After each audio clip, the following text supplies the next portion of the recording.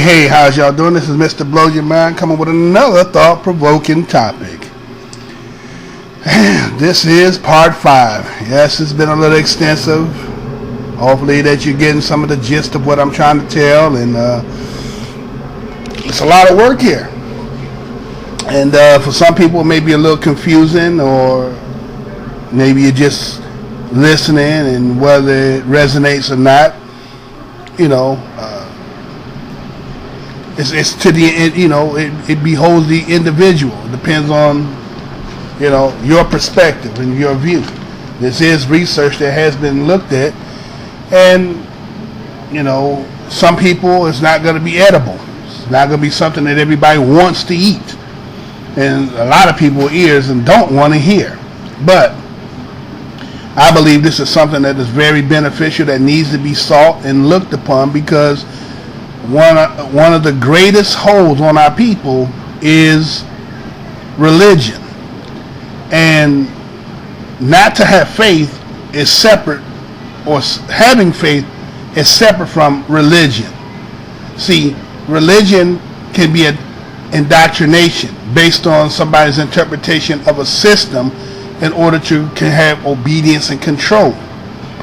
Now, what I want to espouse here is the simple fact that something I may have said that people may misconstrue and saying that I'm, jumbling up the information when I say that Abraham, can be a Japhite.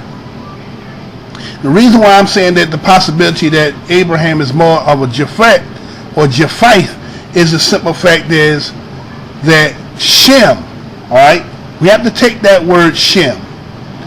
And because it is written in the Bible, doesn't necessarily mean that this individual or this person or this character, does he really exist? Because if we take that name based on what is said and then look at the peripheral vision or peripheral around it and some of the connecting things to it, you'll understand why I'm saying what I'm saying. Now, is Abraham a Shemite or is he a Japhite? This is part 5. Now, the reason why I say this is because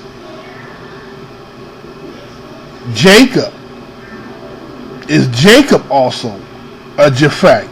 Because we realize that Leah and Rachel are Orientals. And according to what I had already read, the Orientals were people who were progenitized by the Japhites. You'll find that the Orientals are a little predominant in biblical. When you talk about Job, Job is an Oriental. Okay? So, Shem, right? Let's take the word Shem. Shem means fame, correct? That's what Shem means. Now I want you to keep that in mind, that the word Shem means fame. And I'm going to come back to that. Now, the word Shem derives as what you're going to make the so-called Semite people, right? The Semitic peoples. And so, when you say Semite or Semitic, it is derived from the Latin word sem, right? Sem, S-E-M, German and Hebrew. Now, accordingly, Shem is the eldest son of Noah, right? It's first used in German, Semich, for a group or language including Hebrew, Aramaic, Arabic, Ethiopia, Hebrew. In the Middle English or Old French, it is Hebrew, which is Hebrew.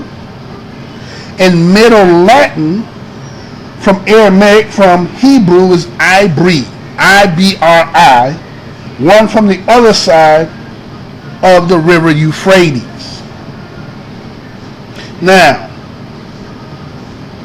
if you looked up in the word in the dictionary, Semitic is an important family of languages related to the Hamitic. They're related to the Hamitic, including Akkadian, Hebrew, Arabic, and Amharic, or pertaining to the Semites of their languages. Semite, a member of a speech family comprising the Hebrews, Arabs, Assyrians, supposedly descended from Shem. Just like in that definition said, supposedly descended. See, this is what you got to understand. Sem, if you take that word sem or semi, it's a Latin, Greek, Old English, meaning half. Half. Semi is half. Shem are the half people. Half of what is what we have to be looking at. If we looked at according to the definition that was just stated, a Semite is based on language, right? And it is related to the Hamitic peoples, right? So we got Ham, and then we got Japheth, but Shem is half of whom? Is it a half of both?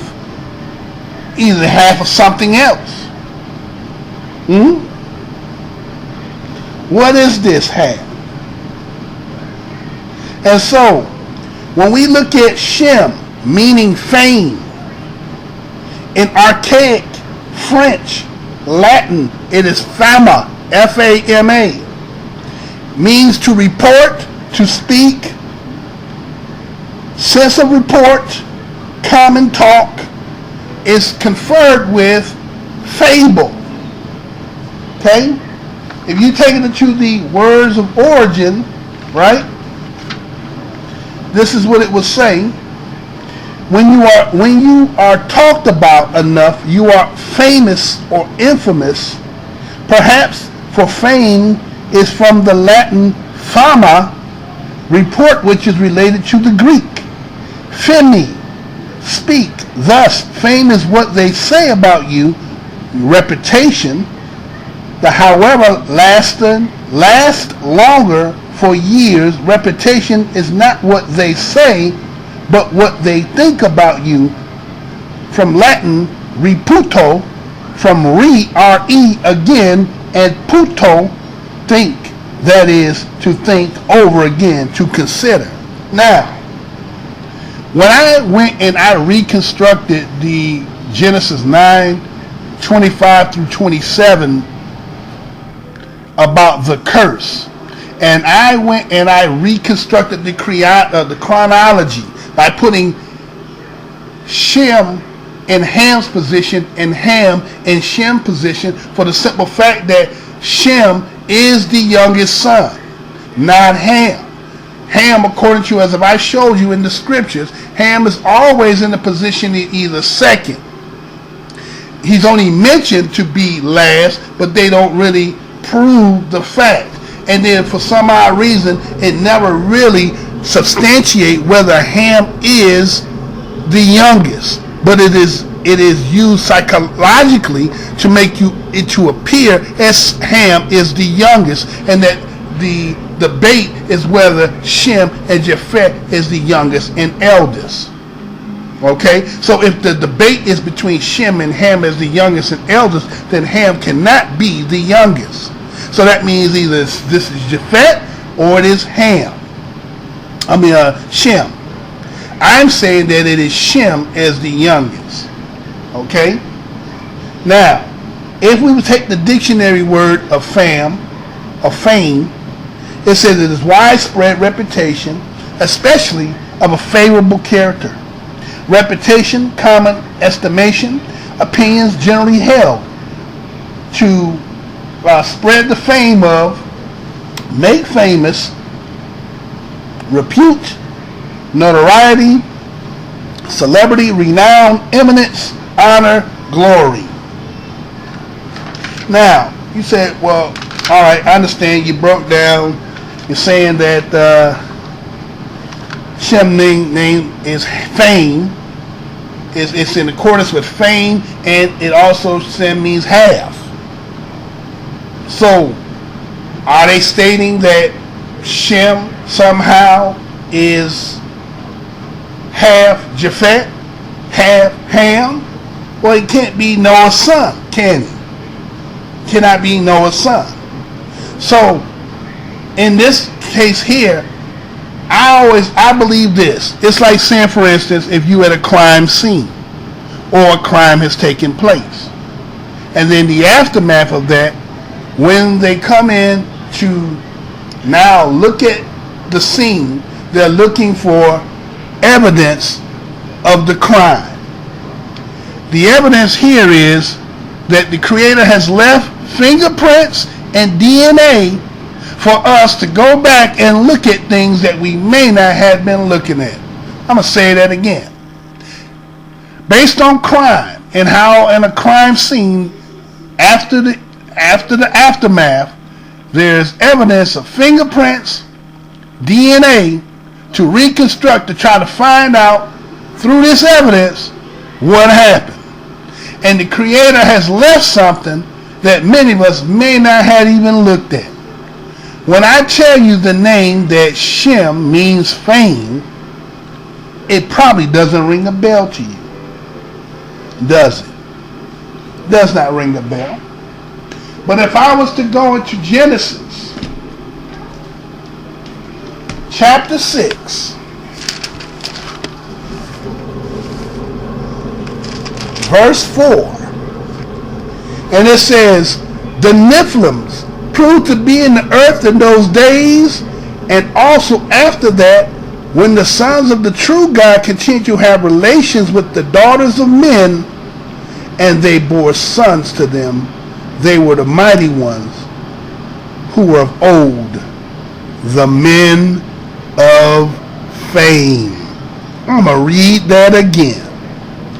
The Nephilims proved to be in the earth in those days, and also after that, when the sons of the true God continued to have relations with the daughters of men, and they bore sons to them, they were the mighty ones who were of old, the men of fame. Now, MrBlowsurmind, are you trying to say that Shem is a Nephilim? I'm saying that according to what had been written, as I told you earlier in part 4, that when I did my research, that there was the part about Genesis 9:25 through 27 about the curse supposedly had been on Ham, but now that we can go back and understand that Ham is not the youngest, and that saying Cain or Canaan was the one that Noah had stated, then it would be obvious that he would mention Canaan.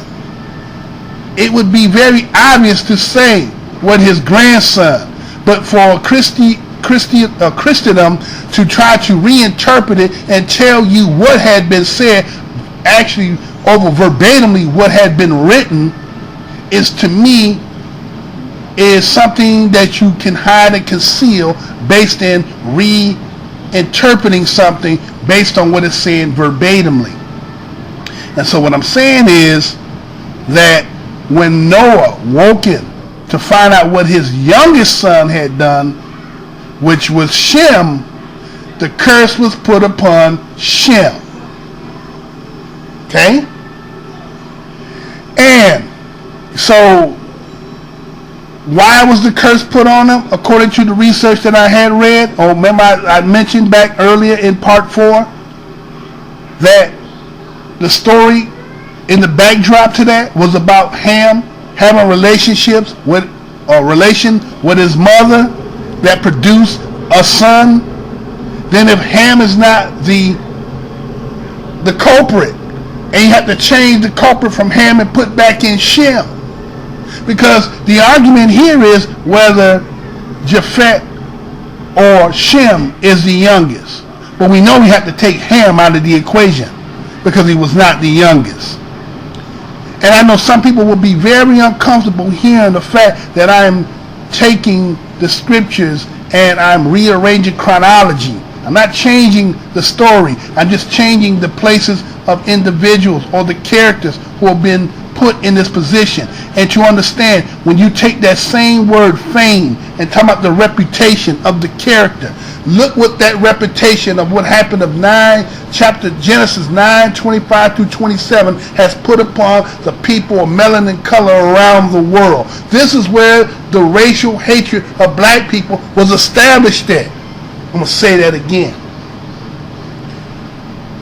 Based on Genesis 9:25 through 27, by stigmatizing and making Ham becoming black, as if you go into your Jewish text and it was told that directly, and that the stigmatization that come from the curse is how black people became black. But then as time went on, they tried to subside it and try to say, well, that's not really what had happened. But based on that reputation that was stigmatized on Ham, he became infamous. He became famous of this curse. But let's say that it's not Ham, but it's supposed to be Shem. Shem name means fame. And so in order for him to be shamed of the fame that he would have gotten because of what had been done, they rearranged the order and put it on Ham and stigmatized Ham because of his color, because these other ones, according to what is stated, that Ham is half. Half of what? What is he half of? What makes him different from the other two? There is something that is stigmatized in Shem that makes him half. So they say that it's about language. This all is about language. Right? They tell you that this is about languages. The variation between them is languages. Well, they tell you that the Shemites or the Shemite people are out of the Hamitic people. Huh? So are we saying that really was Shem really a son of Noah? Was he really the son of Noah? Where did Shem come from? Because when you read you read nothing about Shem. Shem is hidden, secluded, as if you don't hear nothing about Japheth either. You don't hear no more about Ham. But what you do have in the premises, in the foundation, is more about Ham and Japheth, about what's going on. But the Shem aspect is the one that's going to come down the middle, that's going to end up getting all the glory. He's the one that is going to get all this fame, just like his name, right? And so if he's half, and they tell you that the people that are Semitic people are half people, are they hybrid people? Are they half what? Half of what? What else could there have been if Noah and Naamah are the mother and father of Ham, Japheth, and Shem? What would make Semites? What do you mean by half? The only half could have been going back to where it said in Genesis chapter 6. Let's go back again. In Genesis chapter 6, it says this. As I read 6:4, which is the ending part of it, but let's go back and let's read it. It says, now it came about that when men started to grow in the number of the surface of the ground, and daughters were born to them, then the sons of the true God began to notice the daughters of men, that they were good looking, and that they went taking wives for themselves, namely all whom they chose. After that, the Creator said, my spirit shall not act towards men indefinitely, and that he is also flesh. Accordingly, his days shall amount to 120 days, or years. The Nephilim proved to be in the earth in those days, and also after that. And after that, when the sons of the true God continued to have relations with the daughters of men, and they bore sons to them, they were the mighty ones who were of old, the men of fame. Now, many of you who hear this and maybe follow this will say, well, when the flood happened, that got extinguished. Those got put away. Right? That's what would be said. That the so-called Nephilims got washed away with the flood. But let me read you something. Because are we familiar? Let me read you something real quick.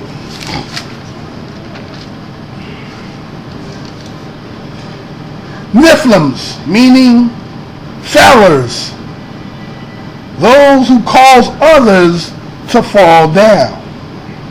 This is a translation of the Hebrew word Nephilim. Plural in its 3 occurrences in the Bible, Genesis 6:4 and Numbers 13:33. Let's go to Numbers 13:33.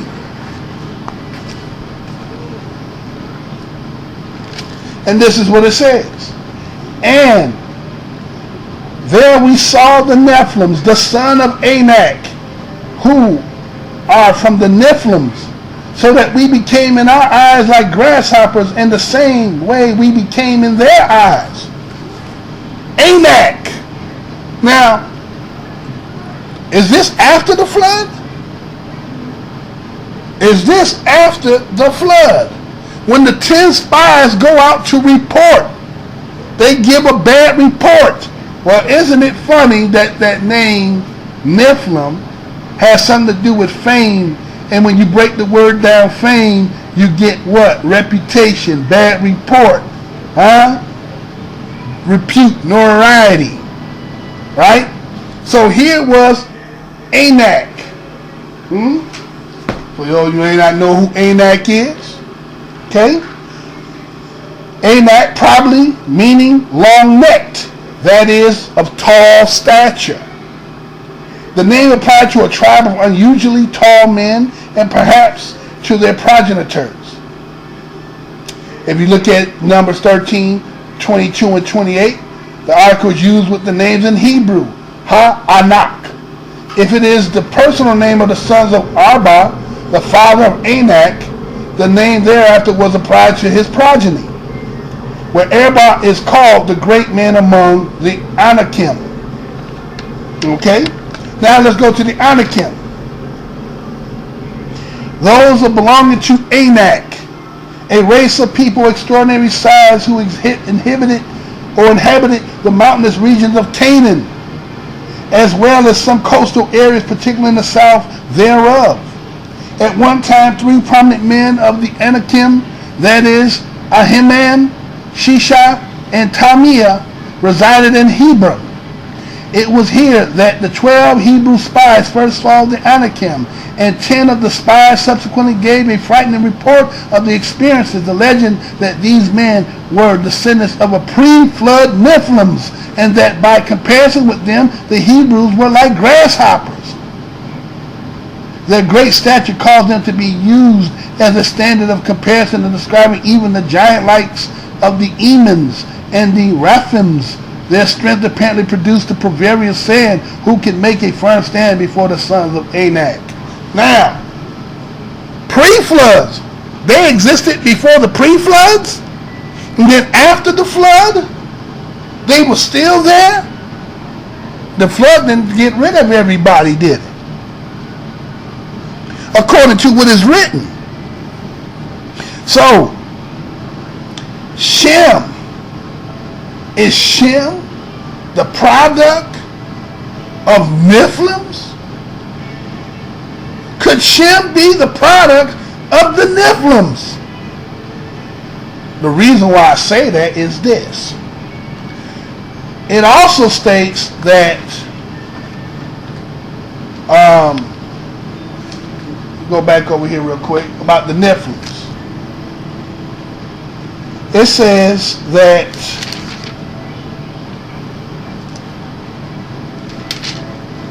listen to this, the identity.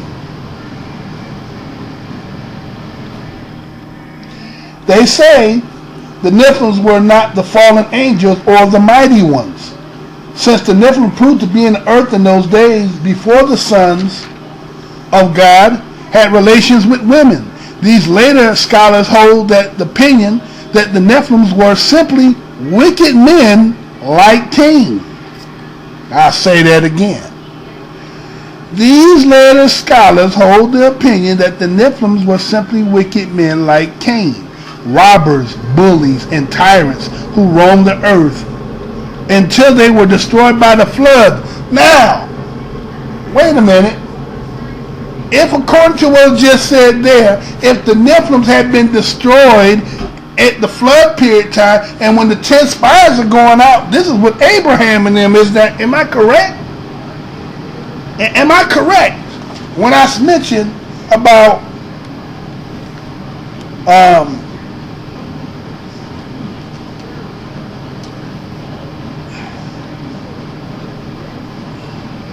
no, this is what Moses.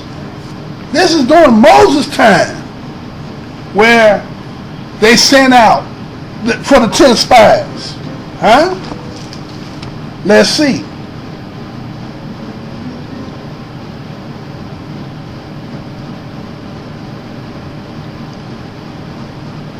And this is Numbers chapter 13, verse 17.